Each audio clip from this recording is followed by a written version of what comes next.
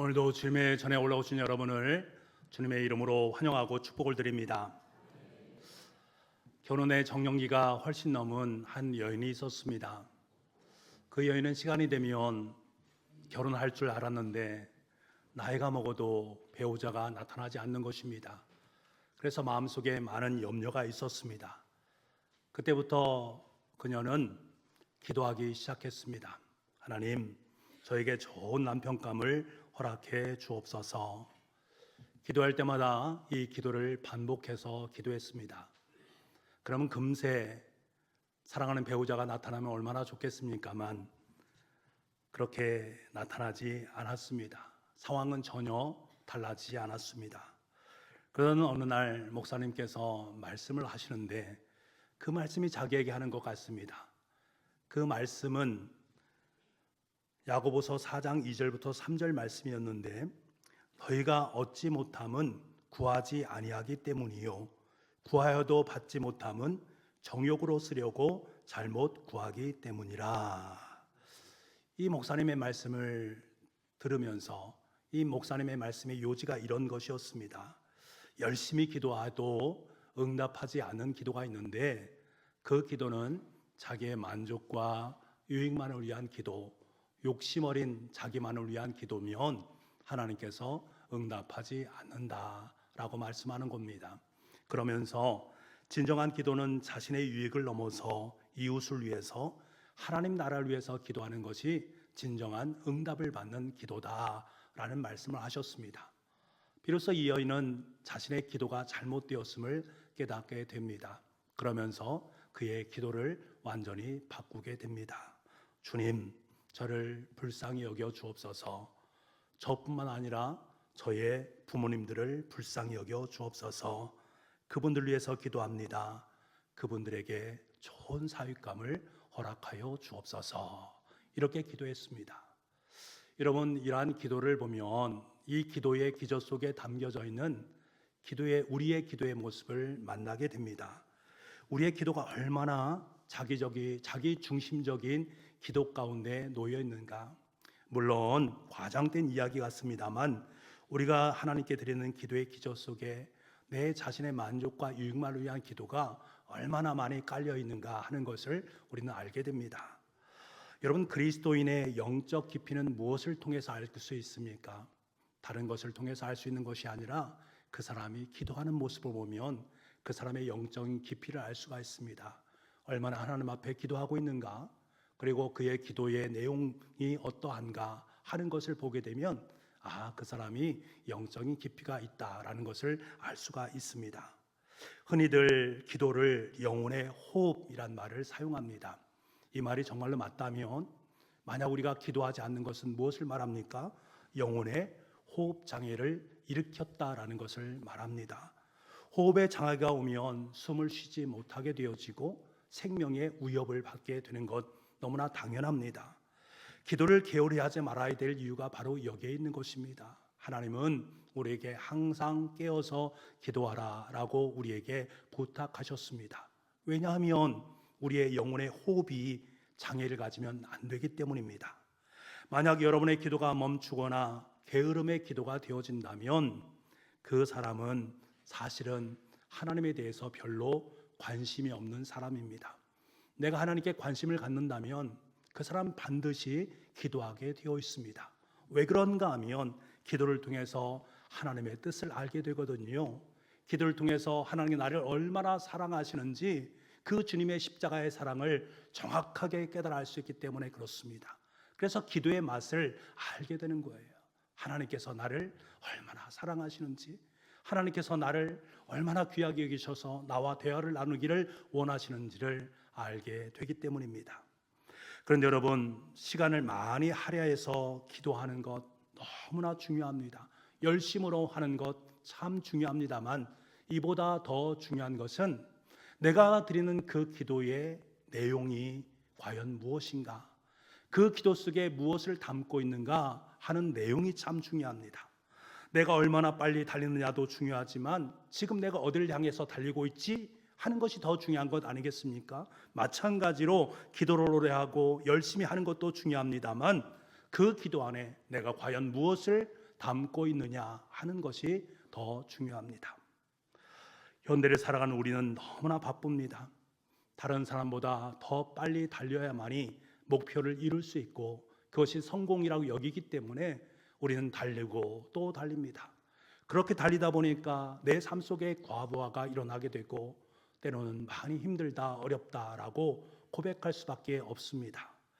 그런데 여러분, 아무리 할 일이 많고 내가 정말로 갈 길이 너무나 급하다라고 여긴다면 우리는 그때 잠시 내 삶의 자리 속에 멈춤을 허락해야만 합니다.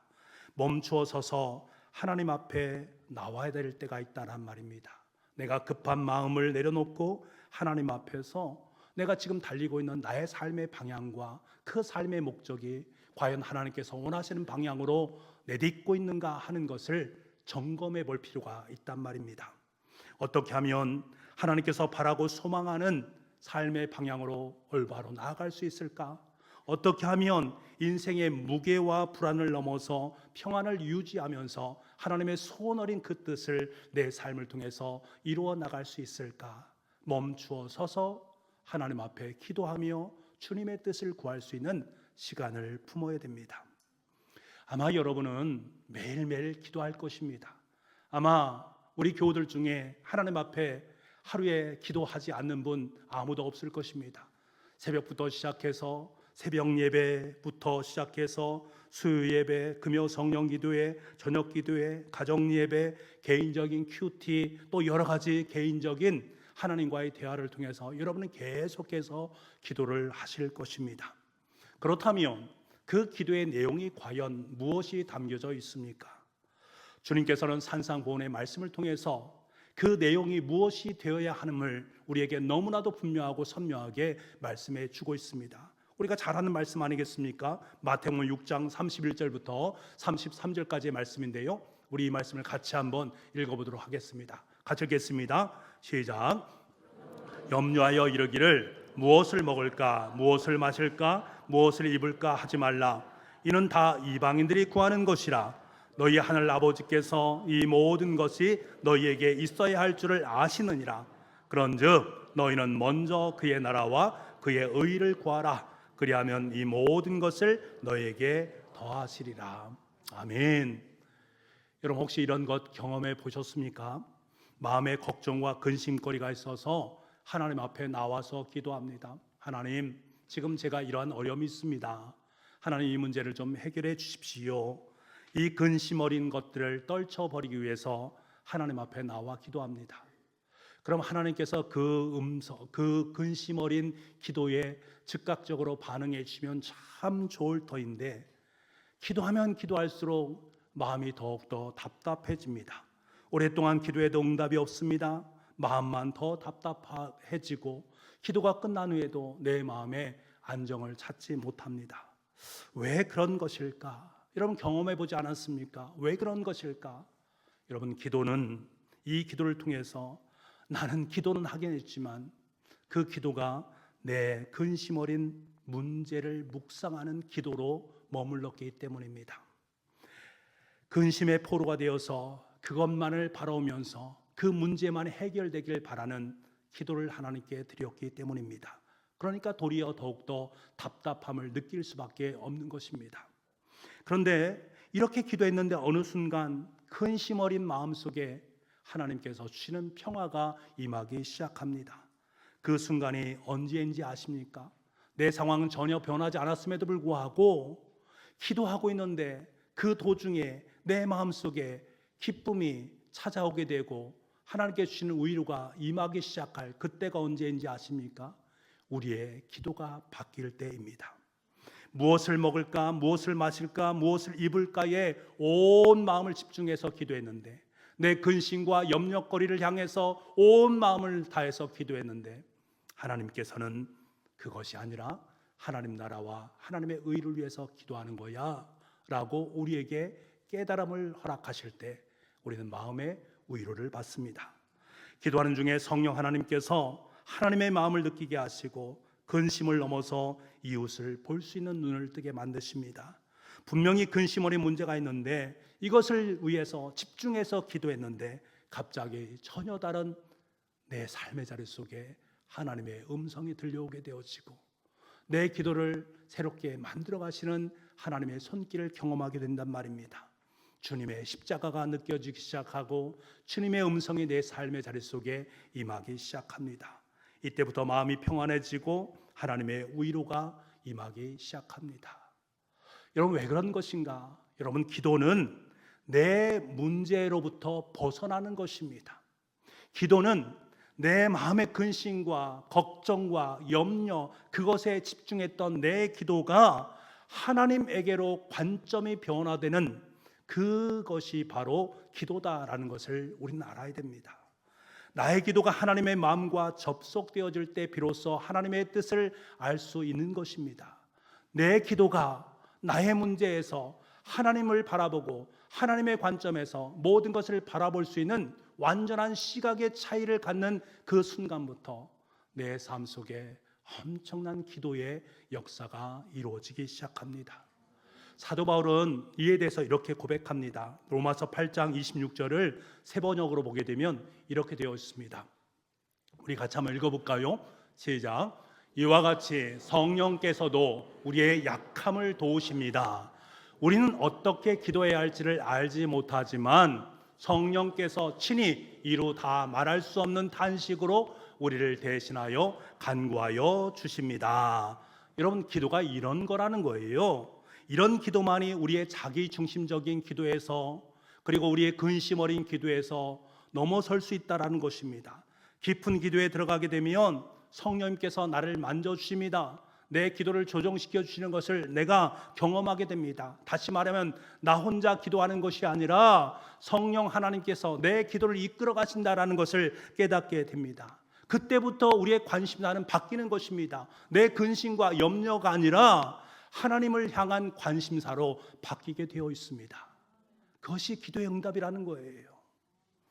어떤 사람이 지인이 야생 꿩을 길렀는데 그것을 길들이는 방법을 찾았다라고 해서 한번 방문해 달라라는 말을 들었습니다. 깜짝 놀랐습니다. 아니, 꿩이라는 것은 원래 습성적으로 사람을 만나게 되면 도망가는데 그것을 어떻게 잘 길들일 수 있을까 하는 마음이 들었답니다. 아마도 보이지 않는 그런 어떤 철책 같은 걸 쳐서 도망가지 못하도록 만들 것이다 라는 생각을 가지고 지인의 이 꿩을 사육하는 사육장을 방문하게 됩니다. 가서 보니까요, 꿩이 들판에서 모이를 먹으면서 지내고 있는 것입니다. 높은 담도 없고요, 그물도 없고 그 꿩에게 발을 묶어놓는 끈도 없습니다. 그럼에도 불구하고 전혀 하늘로 날아가지 않고 모이를 먹으면서 잘 지내고 있는 것입니다. 이 모습을 바라보면서 너무나 이상하지 않습니까? 어떻게 이런 일이 있느냐라고 물었더니 이 지인이 이렇게 말을 하더랍니다. 잘 보아라고. 모자가 있지 않느냐고. 꿩은 눈에 보이는 만큼 반응합니다. 하늘이 보이지 않으면 날 생각을 하지 않습니다. 그래서 하늘을 못 보게 캡이 달린 모자를 씌웠습니다. 그러면 금은망을 씌울 필요도 없고 다리를 묶을 필요도 없습니다. 절대로 날아갈 생각조차 하지 않기 때문입니다. 이 말을 듣고는 꿩을 바라보니까 진짜 꿩의 머리에 작은 모자가 씌어 있는 것입니다. 그런데 이 모습을 바라보면서 마음이 많이 아팠답니다. 눈물이 핑 돌더랍니다. 저 꿩의 모습을 통해서 자기 자신을 바라보았기 때문입니다. 자신의 저지와 꿩의 저지가 별반 다르지 않다라는 것을 느꼈답니다. 여러분, 하나님께서 우리에게 하늘을 향해 날아갈 수 있는 기도의 날개를 허락해 주셨습니다. 하나님의 영광이 가득 차고 하나님 나라를 바라볼 수 있고 하나님께 우리를 얼마나 사랑하시고 우리를 향하고 있는지를 볼 수 있는 하늘의 기도의 날개를 우리의 삶 속에 허락해 주셨는데 우리는 이것을 바라보지 못하고 땅에 이려만 묶여서 땅의 먹이만을 찾으며 살아가고 있는 우리의 모습을 봅니다. 행여 기도의 날개가 있음에도 날개 없는 인생처럼 땅에 있는 모이에만 몰두하면서 그것만 쪼아 먹으면서 내 자신에 만족하고 유익을 누리고 있는 내 기도의 모습을 만나게 됩니다. 자칫 잘못하면 우리의 기도가 그럴 수 있다라는 사실입니다. 우리의 기도의 날개를 활짝 펼 수 있는 은혜가 있어야 됩니다. 땅에 있는 모유보다 더 중요한 것은 저 하늘의 영광이 중요한 것이고 하나님 나라가 더 중요한 것입니다. 하나님께서는 그것을 우리의 삶 속에 허락하여 주시면서 내 속에 있는 땅에 있는 모이, 그보다 더 크고 놀라운 하나님의 은혜로, 말할 수 없는 하나님의 만나로 우리의 삶을 이끌어 주십니다. 우린 이것을 바라보면서 창공을 향해서 힘차게 날아가는 날개짓, 기도의 날개짓을 당연히 행할 수 있는 저와 여러분 되기를 원합니다. 여러분, 기도의 호흡은 깊어만 져야 됩니다. 깊어져야 됩니다. 기도를 통해서 하나님 만나고요, 기도를 통해서 하나님과 교제하고 하나님의 뜻을 알고 하나님의 마음을 읽어낼 수 있어야 됩니다. 그때 우리는 나 중심의 기도에서 하나님 중심의 기도로 바뀔 수가 있습니다. 하나님 나라를 위해서, 이 나라의 민족을 위해서, 온 인류의 구원을 위해서 기도할 수가 있는 것입니다. 기도의 담론이 확장되는 은혜를 맛보게 됩니다. 주님을 믿는다고 하면서도 여전히 자기 자신에게만 관심사를 갖고 있는 분들이 계십니다. 기도하면서 늘 자신의 의로와 평안만을 구하면서 내 기도 들어주십시오 라고 말하고 있는 우리의 모습을 봅니다. 여러분, 우리의 기도는 성숙하지 못한 세상 사람의 기도와 별반 다르지 않을 경우도 있습니다. 예수님께서 우리에게 말씀하신 것을 여러분 꼭 기억하십시오. 무엇을 먹을까, 무엇을 마실까, 무엇을 입을까 하지 마라. 이는 다 이방인들이 구하는 것이다. 내가 정말 예수 그리스도를 믿음으로 고백하면서 삶을 살아가고 있는데 나의 기도가 이방 사람들이 하는 기도와 별반 다르지 않다면 내 기도를 다시 한번 돌아볼 수 있어야 되지 않겠습니까? 내 기도가 이방인을 닮은 그리스도인의 모습일 수밖에 없지 않겠습니까? 하나님은 우리에게 지금 그것을 말씀하고 계십니다. 내 기도 속에 이방인의 기도가 아닌 그보다 더 크고 놀라운 아버지 하나님을 향한 기도가 되어져야 됨을 우리에게 말씀하십니다. 여러분, 우리가 진짜 그리스도인이라면 우리의 기도는 달라져야 됩니다. 나라는 중심에서 벗어나서 좀 더 확장된 우리 타인을 향한 공동체의 기도로 변화를 가져야 됩니다. 나 중심의 기도에서 벗어나서 하나님 나라를 구하고 이 세상을 위해 중보하고 이웃을 품는 그리스도인의 아름다운 기도가 되어질 수 있어야 됩니다. 유다 백성들은 악의 제국 바벨론의 포로가 되어서 살았습니다. 그렇게 살아가는 중에 그 당시에 신흥 강대국으로 대두되었던 페르시아가 바벨론을 멸망시킵니다. 페르시아가 패권을 차지하게 되자 그 페르시아 왕 고레스 왕은 칙령을 내렸습니다. 바벨론 제국에 의해서 잡혀온 모든 포로들은 고국 땅으로 돌아가도 된다. 이 말을 듣고 유다 백성 중 일부, 그래서 1차로 그들이 유다 땅으로 귀환을 하게 됩니다. 귀환하면서 그들의 삶의 자리 속에 얼마나 큰 감격과 기쁨이 넘쳐나겠습니까? 꿈을 꾸는 것 같은 기쁨이었다라고 고백을 합니다. 우리의 입에는 웃음이 가득하고 우리의 혀는 찬양이 가득 찼도다라고 찬양하는 그들의 모습을 봅니다. 여러분, 그런데 현실은 바뀌지 않습니다. 70여 년간 방치되었던 유다 땅은 폐허와 다름없습니다. 바벨론에 남아있는 백성들이 다시금 와서 함께 더불어 삶을 살아가야 되는데 그 공간적인 것들이 부족합니다. 버려진 땅을 다시금 개간하고 무너진 성벽을 다시금 재건할 때만이 온 백성들이 함께 나와서 함께 하나님을 찬양하고 예배할 수 있는 상황이 되어지는 것들입니다. 이들에게는 눈물을 흘리면서 씨를 뿌리는 수고를 감내해야만 했습니다. 이러한 고난의 현실 앞에서 시인은 백성들과 함께 무엇을 하는지 아십니까? 하나님 앞에 기도하고 있는 그들의 모습을 보게 됩니다. 여러분, 생각해 보십시오. 지금 내가 1차 포로로 잡혀갔다가 1차로 다시금 돌아왔습니다. 이제 내 만족과 내 유익을 위한 것이 어느 정도 성취되었습니다. 나만 잘 살면 되지 않겠습니까? 나만 잘 땅을 개간하고 그곳에서 씨를 뿌려서 생활하면 되지 않습니까? 근데 그들이 바라보는 시각은 지금 우리가 아니라 저 땅에 여전히 남겨져 있는 유다 백성들을 위해서 기도하고 있다라는 것입니다. 그 내용이 바로 시편 126편입니다. 우리가 눈여겨봐야 될 것은 이들의 기도 가운데 4절 말씀에 우리의 포로를 남방 시내들 같이 돌려보내소서라는 말입니다. 남방 시내들이란 말은 쉬운 성경으로 보게 되면 네게부 사막을 흐르는 시내처럼이라고 해석이 되었습니다. 네게부라는 것은 사막 지역을 말합니다. 이스라엘을 남부를 보게 되면 그 남부 지역은 네게부 사막 지역입니다. 이스라엘 전체의 60%를 차지하는 땅입니다. 사막의 땅은 황폐한 땅입니다. 소망이 없는 땅을 상징할 때 네게부 사막이란 말을 사용합니다. 그런데 참 신기한 것은 아무 소망도 보이지 않는 네게부 사막임에도 불구하고 어떤 데 그곳에 비가 내리게 되어지면 갑자기 홍수가 나서 물길이 나게 됩니다. 그 물길을 따라서 주변에 꽃이 만발하게 되고 메마른 그 땅이 낙원이 되는 것을 경험하게 됩니다. 지금 유다 백성들이 그러한 것을 경험하고 있단 말입니다. 그리고 또다시 그것을 경험하기를 소망하고 있는 그들의 모습을 보게 됩니다. 바벨론 땅에 포로로 잡혀가서 노예로 살아가는데 어느 날 갑자기 마치 사막에 홍수가 나는 것처럼, 말랐던 시내에 물이 흐르는 것처럼 하나님의 구원의 물줄기가 흘러서 그들을 예루살렘 땅으로 돌아오게 만들었다. 그리고 여전히 하나님께서는 2차, 3차로 유다 백성들이 다시금 돌아오기를 갈망하고 있는 그들의 모습, 그로 말미암아서 예루살렘은 다시금 큰 부흥과 감격이 넘치는 도시가 되었음을, 또 소망함을 그들은 기도하고 있습니다. 바로 이것이 3절에서 말하고 있는 여호와가 행한 큰 일이라는 것입니다. 이러한 감격과 부흥을 체험한 백성들이 이제 하나님께서 남은 포로들에게도 여호와의 큰 일을 행해 주시기를 간구하면서 간절한 마음으로 기도를 하고 있습니다. 그것이 바로 중보기도입니다. 그렇다면 도대체 무엇이 하나님을 하여금 그들을 다시금 남방 시내와 같이 예루살렘 땅으로 돌려보냈는가?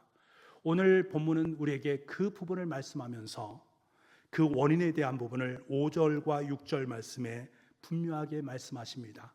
그것은 바로 백성들의 눈물 어린 중보 기도의 씨앗이다라고 말입니다.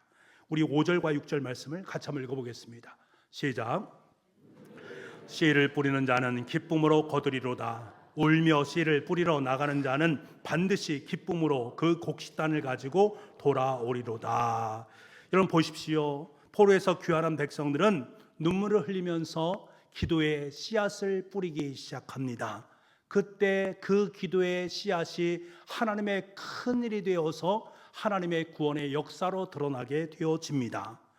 하나님의 큰 일을 이끌어내는 씨앗이 바로 눈물의 씨앗, 중보기도의 씨앗이었다. 이들이 먼저 포로에서 돌아올 때 하나님의 그 큰 일을 경험했기 때문에 하나님, 지금 우리에게도 이러한 은혜를 주신 것처럼 남겨진 저들에게도 하나님 그러한 은혜를 베풀어 주시기를 원합니다 라고 중보하고 있는 그들의 모습을 보게 됩니다. 이 중보의 간절함을 하나님께 이루어 주신다라는 것들입니다. 여러분, 지금 백성들은 나라는 자기 중립적인 기도에서 벗어나서 우리라는 공동체를 향한 기도를 향하고 있습니다. 기도의 담론이 자기 중심에서 연약한 공동체의 중심으로 변화되고 있습니다. 이 중보기도를 들으신 하나님께서 큰일 구원의 역사를 이루어 주십니다. 그렇기 때문에 여러분, 눈물로 씨를 뿌리는 중보기도는 우리의 심령과 공동체 속에 남방 시내 같은 부흥의 홍수를 경험케 만드십니다.